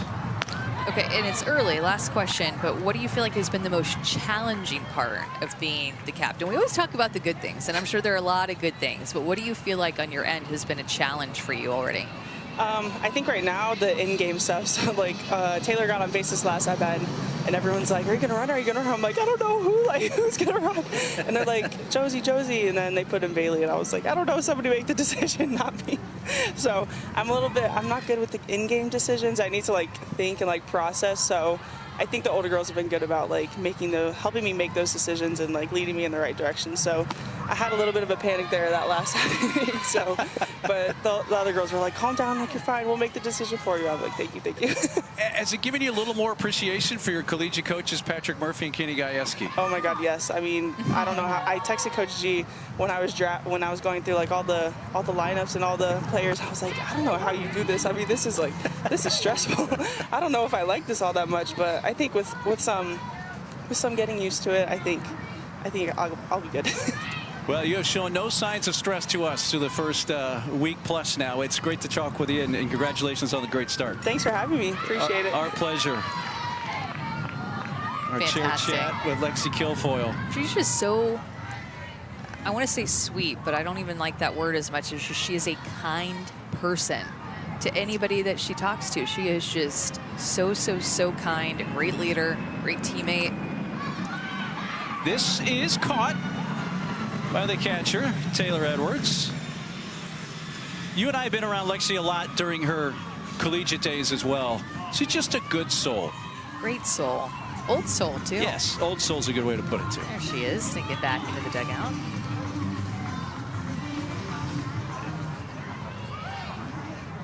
We get the pinch hitter, Jacobson. Aaron Kilfoyl up with 2 outs.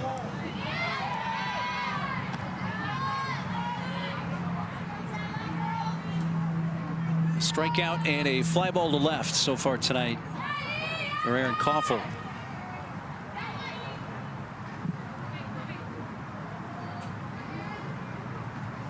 We have a couple of former National Player of the Year in college with Rachel Garcia in the circle and then Valerie Cagle at first base, both pitchers who can rake.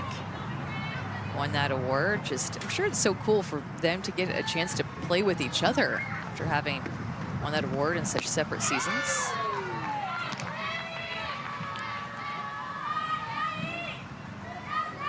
Great to watch the two-way players, and I think you and I would both agree for many years watching Rachel Garcia, not only now as Team USA pro, but her time at UCLA, one of the best two-way players ever.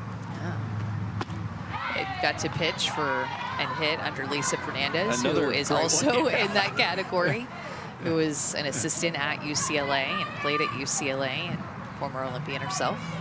I don't think it's any coincidence that Lisa Fernandez was such a great two-way player. And Rachel Garcia turned into that too. There's a strikeout. And that retires the side. Quick inning there for Rachel Garcia. This game going to the 7th. 3-0 Team Kilfoyl.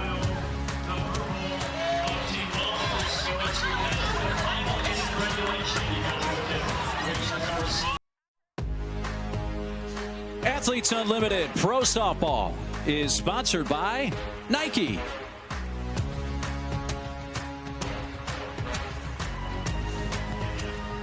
Four first-time captains this week in AU Pro Softball. 2 of them rookies, including Skylar Wallace and Lexi Kilfoyl, the 2 captains for these teams.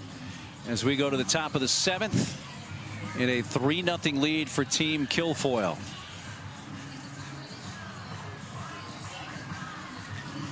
This is day 1 of 3. Tomorrow, day 2 on Saturday.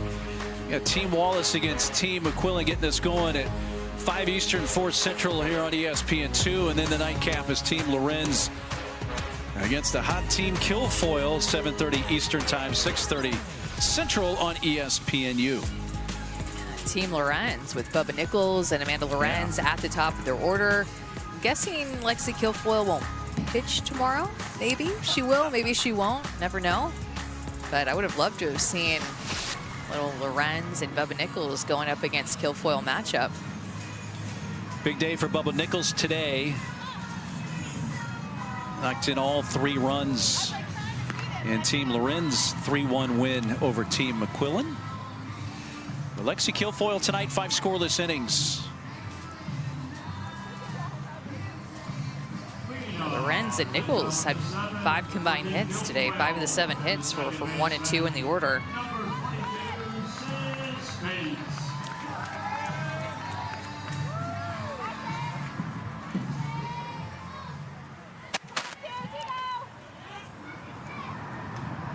Bates leads off.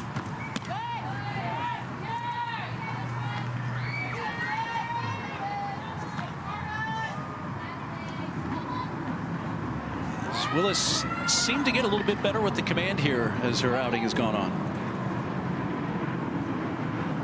Yeah, I think she has. I mean, at least in that top of the 6th inning, she definitely looked like it. See if she can build on what she did in that 6th and bring it into the 7th in terms of that command, but falling behind here 2-0.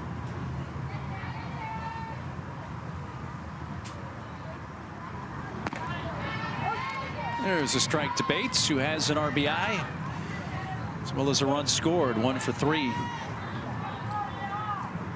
Willis came on in relief. Megan Faramo, 2 outs in the 5th. After falling behind 2-0, evens the count up.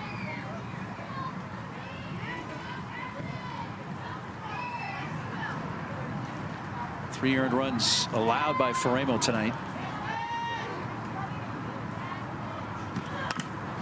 Third base, gloved by Kilfoyl, but throws it away, throws it past Stuart Hunter, and that's going to put Bates at second base. And with time getting the ball back in the infield, Bates says, let me take another base. She winds up at third.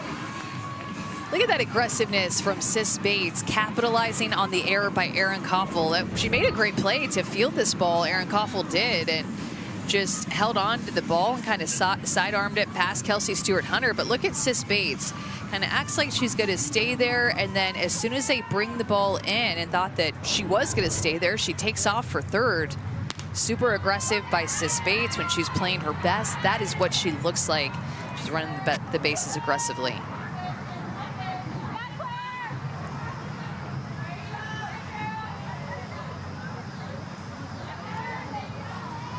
So she's being given credit for a steal of third base, which is a bit of an unusual scoring. I'm assuming they're saying the play was basically over, and then that allowed, she decided to go to third base. It wasn't all one continuous play, because you know, obviously can't get a stolen base on a continuous play. Right.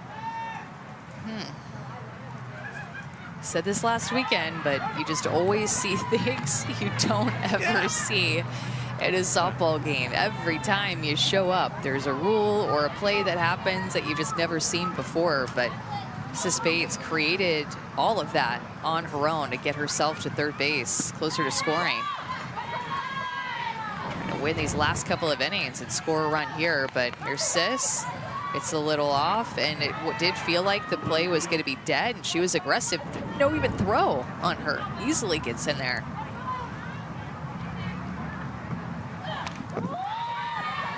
Well, that's the way it's been scored as of now. And like you said, that's something you don't normally see.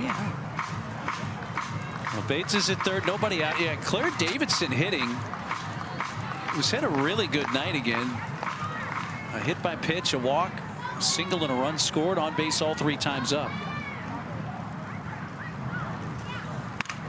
Waits on it and whacks it into right field, and will pick up an RBI. One of those game MVP points in the voting. I think Claire Davidson's going to get some votes as well. Yeah, I think so too. She has just been on early this season. It's the 4th time that she's reached in this game, sits back just long enough with her hands, just almost slap that changeup toward the right side. Just kind of a keep your feet still and slap it with your barrel to the right side. And a hard hit. Also, meant to mention this when Sis was at third base, but Little League World Series starts on Sunday. They're wearing Adidas Sis Bates-inspired uniforms and cleats at the Little League Softball World Series. So it's going to be pretty cool. Edwards towers one deep center and out. Home run.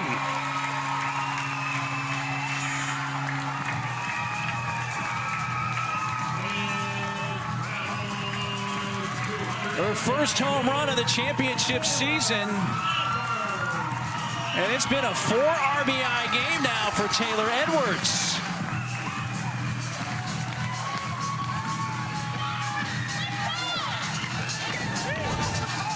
Okay, so she's a lock for MVP points here. That pitch was supposed to be much harder inside, and even Taylor Edwards maybe anticipating they were going to throw her inside, steps a little bit open, but Mark, that pitch was right down the heart of the plate. It missed. Taylor Edwards sells out for an inside pitch and something that's coming firm, not going to get fooled by the changeup or look for that pitch. Drives it over the center field wall.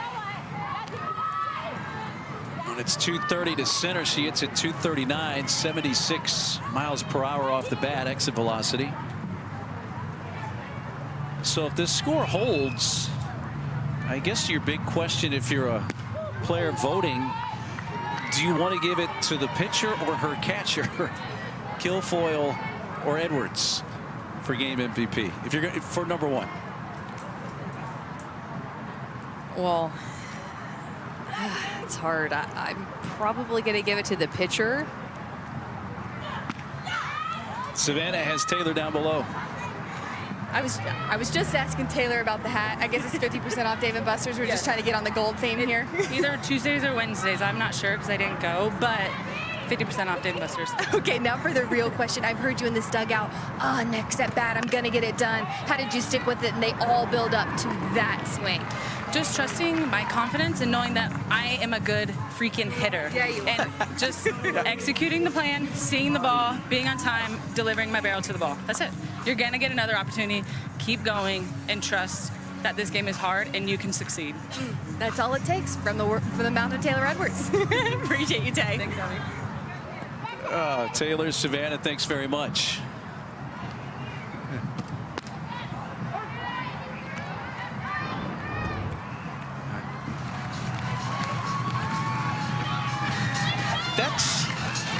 Is that supposed to be like a birthday party hat, I assume? Yeah, an oversized one, yeah. I think. Like, you're the birthday girl or birthday person if you're wearing that one. Everybody else has like the smaller gold ones, but that one is for the person. And I thought about it. I'd probably give Taylor Edwards MVP 1. 4 RBIs, 2 extra base hits.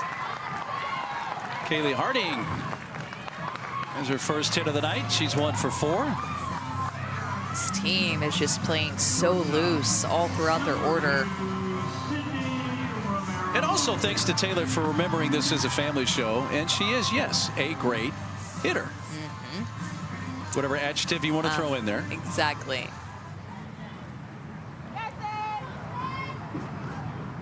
Sydney Romero.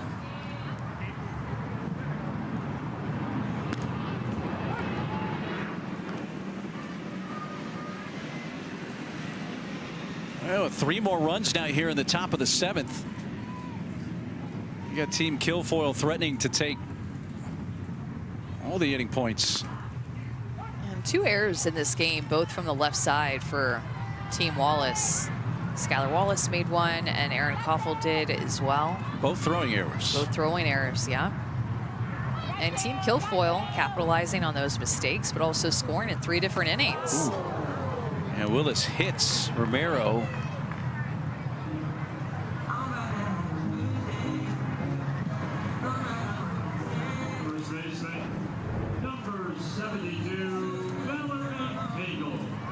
Going back to our command conversation, Mark, about Sarah Willis, from from the jump, I just didn't feel like she had it today. We might see a pitching change as Bailey Lang is coming out, the facilitator for Team Wallace, and Georgina Korick is going to come in, relief of Sarah Willis. So indeed, Korick will take over in the circle for Team Wallace when we come back. Georgina Korick becomes the third different pitcher of the game for Team Wallace. Georgina Korick will come in and try to get last 2 outs of this inning and calm some things down for her team.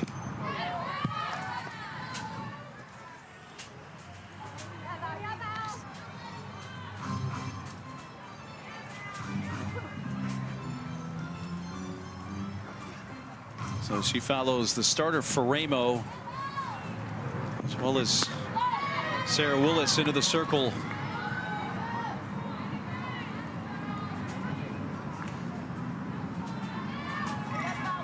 Cagle tonight has struck out, fouled out, grounded out, and strikes out there.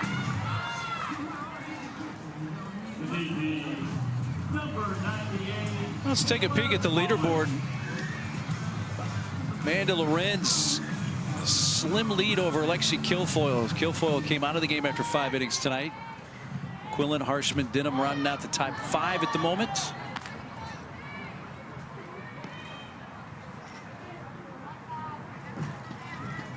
Alexi Kilfoyl continuing her impressive professional debut. It's just been a pretty dominant game because of the tone that she set in the circle and then coming out and scoring first in that 3rd inning. Scoring in multiple innings.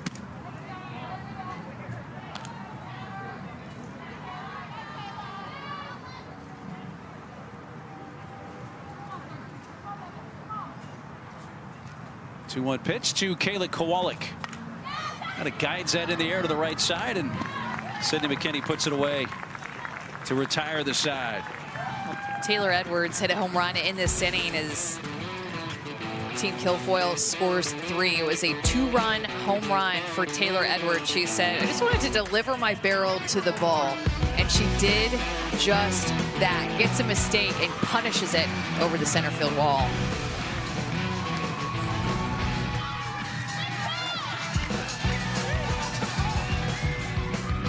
Looking to wrap this one up. Last chance for Team Wallace. 6-3 our score as we go to the bottom of the 7th. A pleasant Friday. It's been a great night at Parkway Bank Sports Complex in Rosemont, Illinois. It's a tired Bears fan, I think, sitting in that lap. It's getting about that time or the sun goes away. It starts to get dark fully and just get a little tired.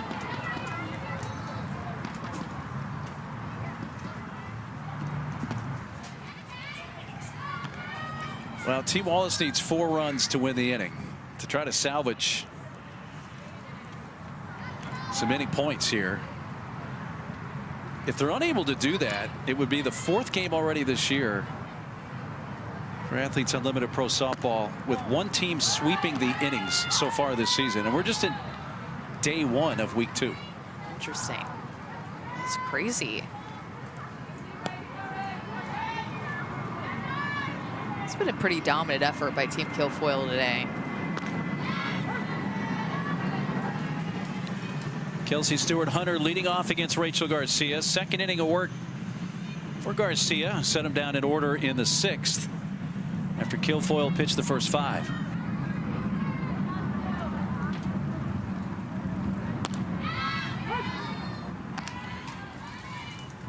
It's going to be a tough choice. I think for game MVP, for the player vote after the game. Did you say you would lean towards Edwards over Kilfoyl? Yes. Changed my call there. I'd pick Edwards MVP 1, Kilfoyl MVP 2. Garcia notches her 2nd strikeout. Okay, what do you think might wind up in that 3 spot? 3 spot, I would go with, I mean, it is going to be really hard between Claire Davidson and Kayla Kowalik to me. maybe the edge to Claire Davidson because she reached every plate appearance. I was thinking that same thing, But all 4 times. Kayla Kowalik was the igniter in this game, so maybe the box score doesn't necessarily lean toward Kayla Kowalik, but if you've watched the game, maybe you do. But Claire Davidson has had a great game too. It's the type of game where you want 4 MVPs. You got Kayla Kowalik and so, yeah, you know what? I was the igniter tonight, Amanda. That was Bailey Klingler who did get in the game. But earlier. maybe she's thinking about who she's going to vote for MVP. Michelle Palacios with 1 out here in the bottom of the 7th inning.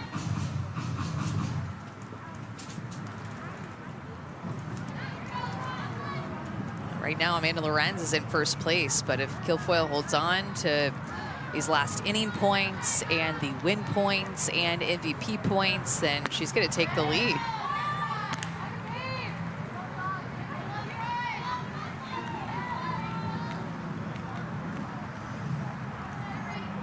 Setting up a big matchup between their 2 teams tomorrow.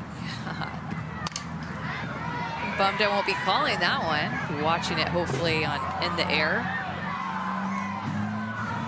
Myself and Natasha Wiley will have the remainder of week 2. 2 tomorrow, 2 Sunday.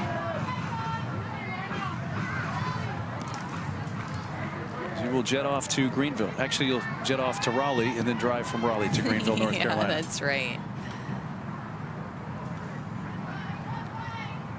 3-2 pitch to Palacios. And she's aboard. Garcia allows her first base runner a 1-out 7th inning walk to Sachelle Palacios. Sachelle will take those points that she can get added to her point total late in this game. Every point that you can get at this point, if you're Team Wallace having no inning point wins and looking like you won't have a game win. So scoring wise, walk just as good as a hit, plus 10 points.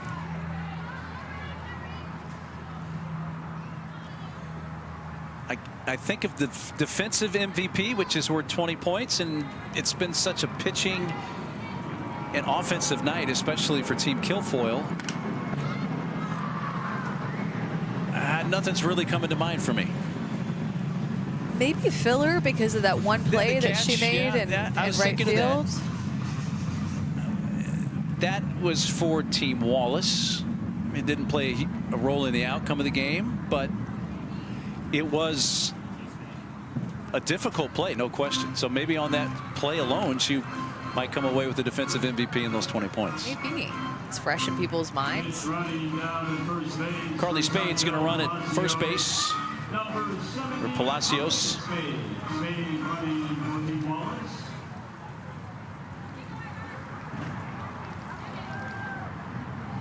'30th pitch.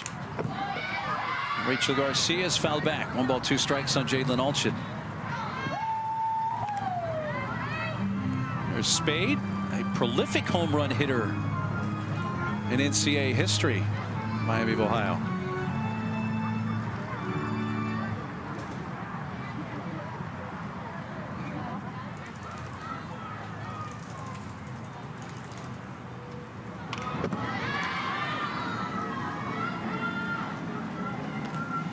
Stayed in a ball and 2 strikes.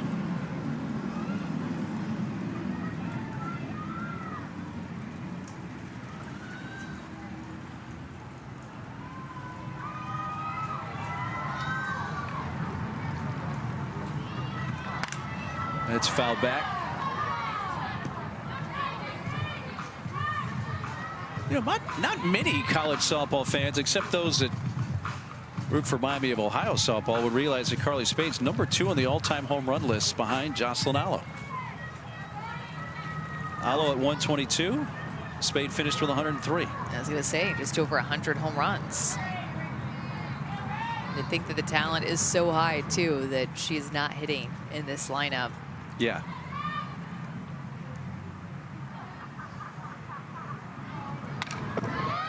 She obviously was one of the 15 players selected in the 2024 AU Pro Softball College Draft. But again, that goes to show you. Here's number 2 on the all-time home run list. And it really hasn't had a whole lot of chances offensively here through week 1 and day 1 of week 2.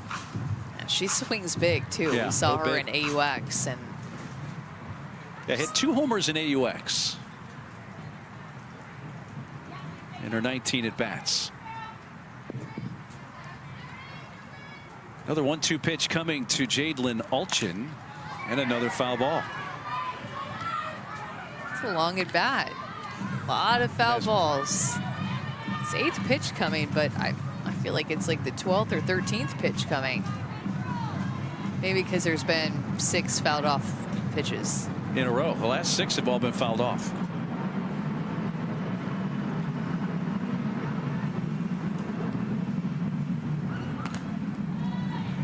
Well, the foul ball streak comes to an end.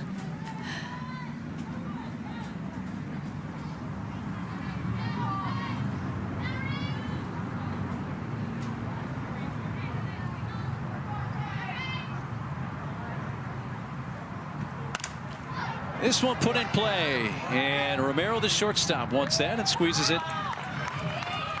And Team Wallace is down to their final out.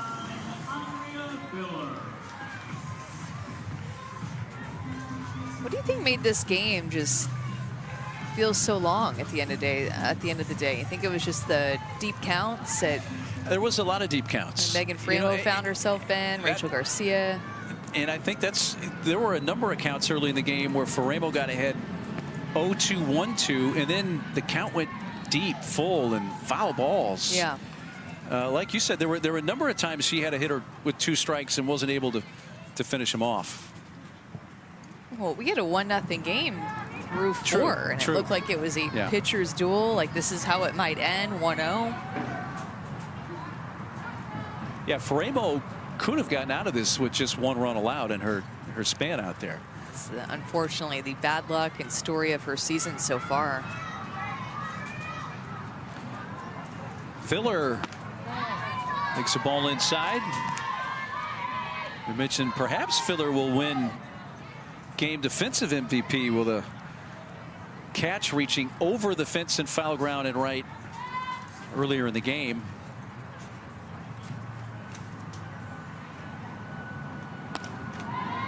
That was robbing Valerie Cagle in the 4th. Actually took what would have been a long strike away from Cagle. She wouldn't have been out though, but a really nice catch by Filler. And it may be enough to win her 20 points as the defensive MVP. I'm interested to see how far one catch will go for This defensive MVP. This game may test that. She gets on base here with a walk. In case you missed it earlier, this is the play that may win her defensive MVP. We'll see. Over in right field along foul territory, reached across and came away with it. Yeah, good job by everybody clearing out of the way from the fence. And now the two are talking. Here's Cagle. Yeah, thanks for taking that bat away from me. It's definitely what they're talking about.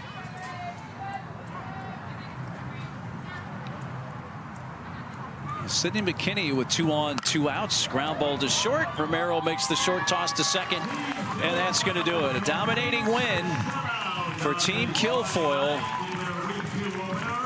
And they win it 6-0 over Team Wallace. Yeah, Lexi Kilfoyl, another incredible start. She just has been so solid and efficient. Her command and movement have been on point.